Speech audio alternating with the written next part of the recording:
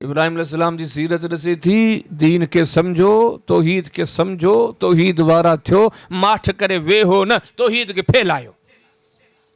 यकीन ॼाण अॼु असां जेके अहले तौहीद पाण खे सॾायूं था न, घूर निंड सुता पिया। यकीन ॼाणियो, नाराज़ न थिजो, अॼु बिदती के बिदत फैलाइण जो वॾो फिकिर आहे, लॻो पियो आहे। मुशरिक पंहिंजे शिरक फैलाइण में लॻो पियो आहे, काफ़िर पंहिंजे कुफर के फैलाइण में लॻो पियो आहे, बेहया पंहिंजी बेहयाई के फैलाइण में लॻो पियो आहे।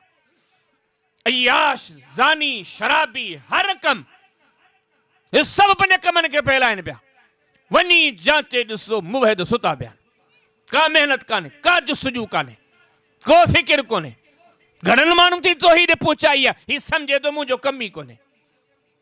रब तो फरमाए इब्राहिम अलैहिस्सलाम जो जेके गस छॾी नथा, बेवकूफ़नि। हाजी साहब अगरि तूं दीन अॻिते फैलाई नथो, बेवकूफ़ आहे।